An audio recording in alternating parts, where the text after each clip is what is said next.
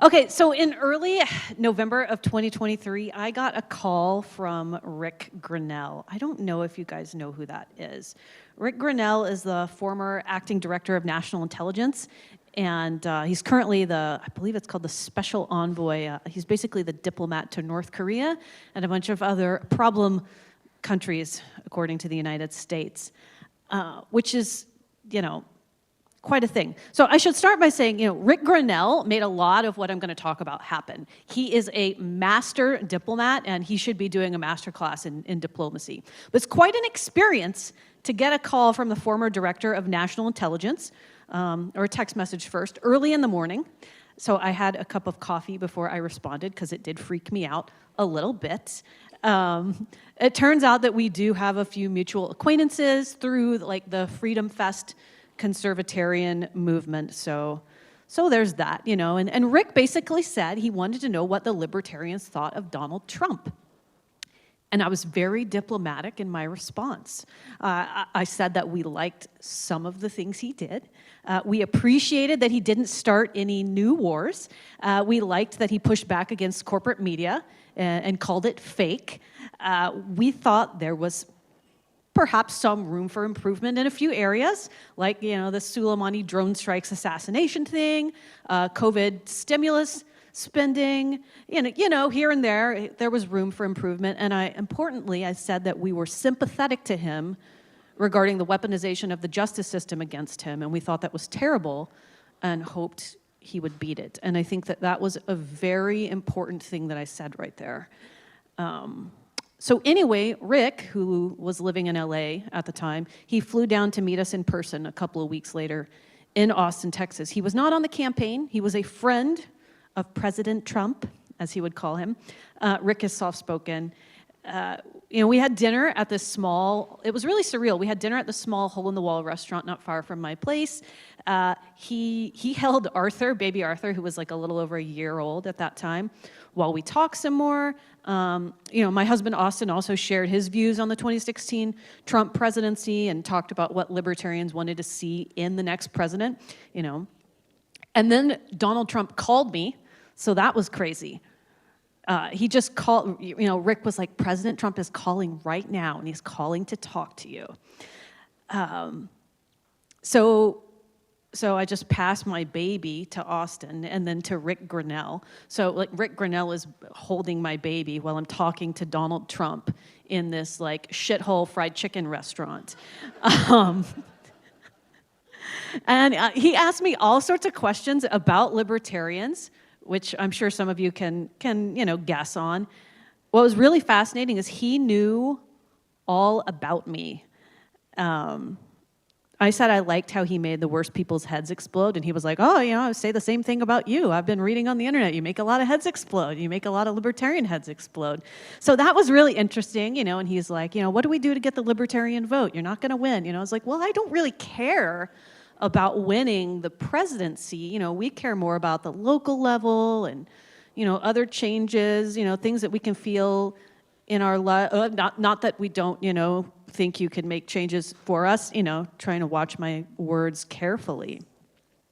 But I chatted with him for 45 minutes. He really did take time to talk to me. And he had done his homework. So, after that, Rick was like, we're going to get you to Mar-a-Lago. So a couple of weeks later, we did get an invitation. And I thought, how do I, I'm still breastfeeding my baby, who's just a little over a year old at that point. How do I do this? And it's Mar-a-Lago, so you have to have, Secret Service background check. And they're like, we'll get you a babysitter in Mar-a-Lago. So, we roll up to Mar-a-Lago, and this is funny, one of the things that I got. One of the allegations against me is that I took, party money to do this, which is not true. I paid for it out of my own pocket. I accidentally booked the worst motel in Palm Beach to stay at. It did not look like what I booked on hotels.com. So we roll up to this place where it looks like, I don't know, Popeye the Sailor Man got murdered or something. This is the most brutal motel. So we're getting ready in this shithole where someone's clearly tried to bust into the room, we're like, wow, we're going to see the president. Okay. Fascinating weekend I had. So we get to Mar-a-Lago. I pass my baby off to this woman who is going to babysit for him. And we go to dinner with the president and his 2 senior advisors and Rick, and that's it. And we chatted for over 2 hours. And President Trump was a little bit late because he was testifying in court, the same court at that time, who had prosecuted Ross Ulbricht. And so I had a really great chat with Susie Wiles and another person. You know, we talked about people we would like to see pardoned. You know, I hadn't brought up Ross's name yet. We talked a little bit about Julian Assange. I heard some opinions that I won't share on Edward Snowden. So I was like, well, you know, that man's already walking around outside. Maybe that's not for this year. And then Donald Trump walked in, and when he walked in the room, you know, and it's like it's a small little space, right, that's blocked off for him. If any of you have been to Mar-a-Lago, he's got a little private dining room. And he just breezes in, and he's got such a presence. And the first thing he does is he comes, and you can tell he's really paying attention. And I took a lot of notes, like, this is a really good way to behave, and I'm working on it, right? And he goes and he shakes everybody's hand, and he gives me a hug, and he apologized for being late. He was like, but I was on the stand, and I got a lot to say, which is just like such a nightmare scenario if you're an attorney. You're like, geez, no. So it was fascinating. You know, people wonder, what was dinner like? Well, he was super friendly, and he hung on every word we said. And he asked my husband if he'd ever smoked cannabis. And was just like, he was like, you could just, you know, tell me. And Austin, you know, kind of gently was like, well, you know, also, is like putting people to death for fentanyl, like it might be like not a good idea. You know, he was so receptive and sweet and grandfatherly and warm. And he was really kind to his wait staff. And when my food came out, my steak came out, he asked them to send it back because it was not cooked. And Rick said, oh no, President Trump, it's okay, she ordered it that way. And yeah, he was like, oh, I'm sorry. You're probably healthier than me, so that's fine. And he did eat his steak very well done and with ketchup, and he drank a Diet Coke. You know, what a trip. So, you know, he's like, I want to get the libertarian vote. So we're talking economics. We're talking the Federal Reserve. We're talking about, you know, anything and everything, right? The drug war. Maybe we could move cannabis from class 1 to class 2. I'm trying to think about this from the perspective of, like, what could he deliver on? And, you know, before I went into this, you know, Rick advised me, he's like, the president is a deal maker. He's not a regular politician. You need to think about in your own terms, like, what do the libertarians want? And you need to ask for it. And make a big ask, you know, like, don't be shy. Make an ask. So I took that into consideration, you know, and I was really thinking about it. And I knew what my ask was going to be, but, you know, you're still kind of exploring it, right? You know, try not to put people to death over fentanyl. No death penalty for drug dealers. You know, decriminalize cannabis. I'm like, can I like move beyond that? What's something he can do? And so he wanted to come speak at our convention, and I said, you know, I think if you were to come to our convention and you were to go on stage and say that you're going to free Ross Ulbricht, our political prisoner, people would lose their shit and everyone would vote for you. And it was crazy. Like, the first thing he said, he was like, who's Ross Ulbricht? And then he said, I'll do it. I'll free him. I'll just walk out and I'll say, free Ross Ulbricht. Mic drop. And I know it just kind of sounds crazy, but in that like 20 seconds that happened, I just knew he was going to do it. Like, he was kind of casual about it, but he just seemed so serious. And then the next thing he said was, I love freeing people.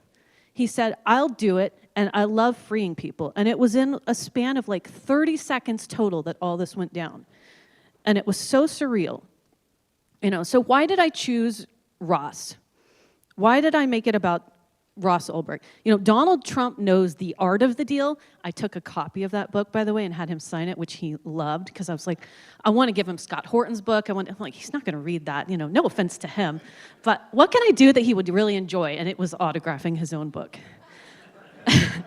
And he gave me the pen, which I gave to my mother-in-law, which she was very excited about. So, you know, it all worked out, right?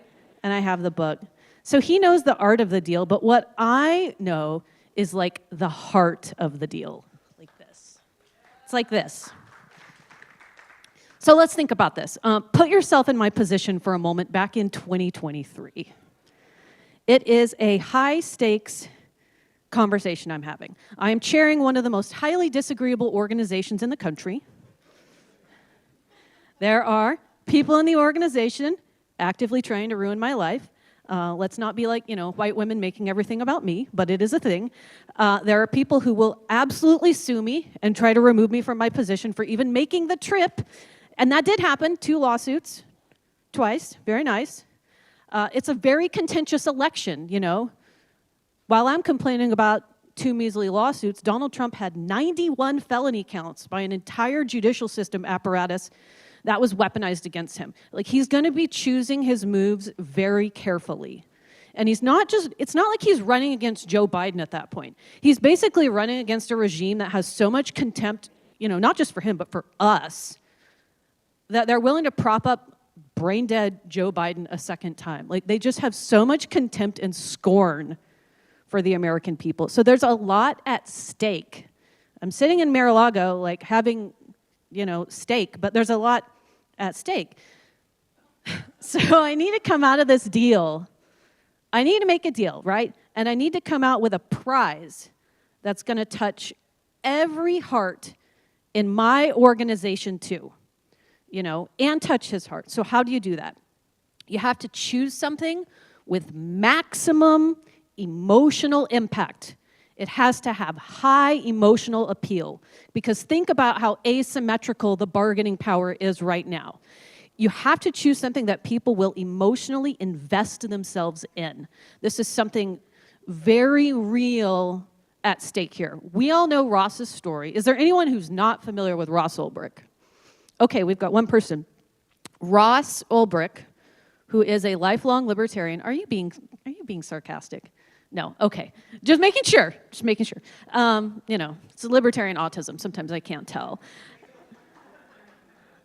So he was like one of the pioneers, the original guy, of using Bitcoin for free market commerce, you know, outside of the control of the federal government, specifically the Federal Reserve. And he created this website called Silk Road where you can buy and trade anything. Now, that happened to include things like illicit drugs. You know, people sell drugs and worse things on Facebook and Instagram all the time. The creators of those websites don't go to prison for life, but Ross did. Ross did 2 life terms plus several years, and they did it to make an example out of him and say, do not try to use Bitcoin to circumvent the power of the Federal Reserve. We will find you, we will come for you, and we will ruin your life. So he is our martyr, right? Libertarians and Bitcoiners, he is our guy. We've met his mother, most of us. We see his social media status updates from his wife. You know, he's a real living, breathing person, the embodiment of our movement, and our own relentless pursuit of freedom. And he bore the punishment, basically, for all of us who were early adopters of Bitcoin and alternative markets. When you see his mother show up at event after event, making every connection, every call, every plea, never giving up on her son after 11 years, when you see side-by-side photos of him, the time before he was incarcerated, you know, over 10 years later in prison, like, it tugs at your heartstrings, you know? That's heart of the deal stuff. So you gotta set the tone, right? You want everybody buying in on the proposition you're making. And what else did I do? I activated reciprocity. Politics is not a zero-sum game. We think about elections as a zero-sum game, and that's fine, you win or you lose, but politics in general as a whole, it's not zero-sum. So reciprocity is the practice of exchanging benefits where both parties, you know, give and receive something of value, mutual value maybe, and it fosters cooperation and hopefully appreciation. And I gave Donald Trump something that would activate 2 significant voting blocks for him. It's not one, it's not just the libertarian vote, it was 2. Libertarians were one, and the non-voting Bitcoin community was another. And that was something I pointed out. I said, it's not just going to be the libertarians that vote for you. All these people who don't vote, maybe they voted once or twice in their life, and they have money, they are going to vote for you. And the data was there. The votes went to Trump and not to Chase Oliver. Down-ticket libertarian votes in Pennsylvania went to down-ticket libertarian candidates. More than 60% of those same votes at the presidential level went to Donald Trump. That swung the election. In Bucks County specifically, that's how you make a deal. I didn't just turn out voters, I turned out donors. And when President Trump spoke at the Bitcoin conference and promised to free Ross, the money flowed in. You know, he was very, very happy with that. Attainability. You have to choose an attainable goal. That's not to say I don't appreciate everybody's heartfelt activism, but you need to choose an attainable goal. I gave Donald Trump something he could attain, something he could do without Congress. I gave him something that wouldn't take much time. It's like, you know, a signature. I gave him something that was simple. And, you know, it's not overly complex, right? There's a reason I didn't give him, like, Scott Horton's books, right? Like, let's make this easy. Don't make things hard on yourself. You need to set yourself up for success. You know, like, libertarians, we have room for improvement there. So what are the mechanics of that? You know, what does it look like? You're not just giving someone else a goal in a negotiation, you're setting a goal for yourself to reach. So you set yourself up with an attainable negotiation goal. You set a goal that's within the realm of your capacity to negotiate. You know, that means it needs to be within the realm of your competence, right? And to a certain extent, within the locus of your control, which is I was sort of like flying on the edge of my control when I made this goal. But I knew that libertarians were going to vote for Donald Trump over the LP candidate. One, if Trump promised to free Ross, and two, if we delivered a subpar candidate. And I will tell you that I am so proud of the Chase Oliver campaign, and I thank him so much. And I hope in 2028 we have good enough reason to do it again. So, you know, I was confident that I could negotiate this with this whole situation going on. You know, and in the backdrop, it's Dave Smith, as I already knew, had dropped out. And I'm going to come back to that. And I knew that people like Rick Grenell and Roger Stone and Charlie Kirk and David Bailey were all going to assist me, and they would intercede on Ross's behalf. And those guys are really awesome, and so is Susie Wiles and Kash Patel. They all helped to make this happen. I cannot say enough how much of a class act his entire campaign was working with me. They were so professional and sweet and friendly, and it is just night and day working with them versus the pack of wild thugs that I have to deal with in the LP. So it's just, you know, oh, she's a nasty woman. Like, he's whatever. He's so chill. He's so chill. Pick a goal that other people want to support. Pick something that other people are going to feel passionate about, so they will lend you support. You got to set yourself up for success. And that's the problem with some of the radicals in our movement. And I love radicalism, which I distinguish from certain radicals, but they don't set themselves up for success. They set themselves up for failure. There's no path. If there's no pathway to success, you know, it's like there's only rejection of things they don't like. And that's a really interesting mindset. So here's the implication for that. If you are determined to reject any and all attainable positive outcomes, you spend lots of time engaged in political activity, though, but you consistently reject every positive opportunity, then you have rejected all positive outcomes, not just of your political endeavors, you know, but for yourself. because it means you don't really want a way out of this. You want to occupy an authoritarian state because it's where you're comfortable, right? You love complaining about the state, and that's a horrible place to be, to find out that you actually love authoritarianism and being its victim. It's just, yeah. So what does it feel like to bargain with someone's life? Because that's basically what I did. It was very surreal, it still is, and it felt like, honestly, very inappropriate at times. I don't know how to fully articulate it.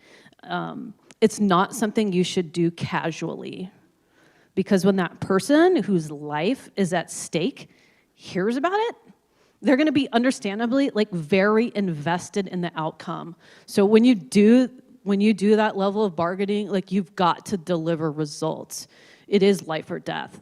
When I got a note from Ross before he was released from prison, talking about Donald Trump's commitment to freeing him, shit got very real for me. The pressure really solidified. It's the rest of the noise, right? Bitchy lawsuits, whining of sociopaths on Twitter, anxious or angry party members, that all just sort of fell away. It's just can you deliver on your promise to save this man's life? Yes or no? Are the voters going to show up? Is Trump going to keep his word? Or is it all going to end in heartache? It's a very high stakes game. Very stressful. And it's I was sort of wondering. So his staff was in, very consistent communication with me for like a year and a half, But it got less and less as we got closer to the election because they're very busy. He wasn't able to, I was on the phone with someone in his staff when the assassination attempt happened. It was nuts. I had actually stepped out of Chase Oliver's talk at Freedom Fest to talk about, to beg and plead for help getting him on the ballot in a couple of states, ironically. And I walked back in the room and it was it happened right before I hung up the phone. He was supposed to speak at Rescue the Republic too, but after the assassination attempt, there was no way that we can configure the event that was gonna work for security. So I almost had him at 2 events. I did get nervous though, in the weeks leading up where I was hearing from them less. I'm oh my gosh, am I gonna be like BLM with Biden where I just get ghosted, and they're standing outside of the White House? It was nerve-wracking, but it was less than a week before the inauguration, one of his staffers reached out to me and they were okay, so was it commutation or was it a full pardon? And I was Angela, set the phone down, don't fuck this up. Because we had mostly talked about commutation, and so I composed myself and was there's literally no one in the room with you here giving you some weird look, you could do this. And it was a full pardon would be so amazing, and we would be so grateful. If there's any way that that's possible, we would love it. Thank you so much. And the response was just okay, we'll do it, It was amazing, right? Less than a week. It was 5 days or something, right? And so then I'm sweating it, and the day of the inauguration, I fly out there. I'm supposed to be in the room. I have a seat, and then it rains, so no one's in the room. It's just oh, geez. So I'm watching it Jack Posobiec's watch party at some Polish delegation hotel, across whatever. And I'm waiting, and everybody's blowing up my phone, and obviously I'm, been in constant communication with his mother, who has also, just been a true believer, and talking with the staff back and forth, and they're very responsive, and they're yep, it's coming, it's coming, it's coming, it's gonna be this evening, if not, very early in the morning. There's just things just kind of got pushed back by a couple of hours here and there, so it's not we weren't a high priority. It's literally just a schedule issue. So finally, 36 hours in, they message me, it's done, promises made, promises kept. And I go to call Lynn, and she's on the phone with the president. When I'm calling her, he reached out and called her. And they told me just as soon as it was signed. I don't even know what else to say. It's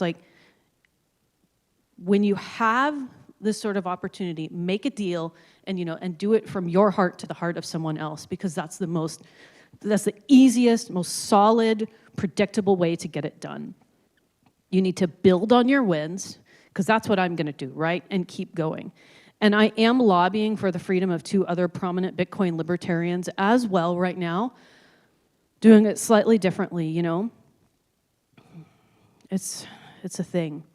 The hiring process is very slow moving, but I am working to get into the administration, and I'm getting the administration staffed with libertarians. There were a bunch of other, smaller commitments that they had made to us, and they are pretty much delivering on everything. Now, I was very grateful to the Chase Oliver campaign for doing what it did, and I still am.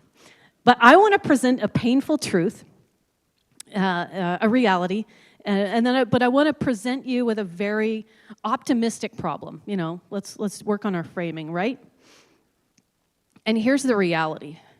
Everybody saw what Kennedy did, right? Everybody's familiar. Kennedy ran. I have a good working relationship with him still. The other thing I did was I got the Libertarian Party signed on to his joint fundraising committee so that he could open up his max donor amounts, because when you run as an independent, you can only take like $3,300. But thanks to the LP and our state affiliates, he can max out at like, I don't know, 100K or something. So he ran and then basically dropped out in exchange for being on the transition team and getting a cabinet position. Dave Smith should have been on the transition team.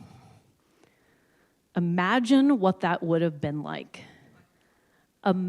So much, I don't say this in a critical way, but so much complaining, aggrieved comments about Israel and Palestine. You should have been there filling the cabinet. That's the missed opportunity here. So, for the next race, I am recruiting all of you for the next presidential race in 2028. The Libertarian Party needs a presidential candidate who is actually running to be on the transition team or to become a cabinet secretary.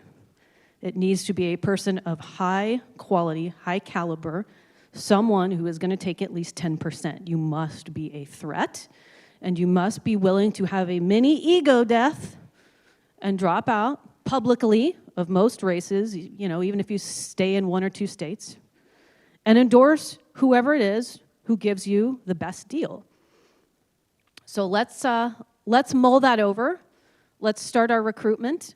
I don't care whether or not you join the Libertarian Party, especially not right now, but you should all help me recruit our next presidential candidate so that we can get more people out of prison who were there wrongfully, so that we can put an end to foreign conflicts that the United States shouldn't be meddling in, and so that we can preserve the future of this beautiful country for our children.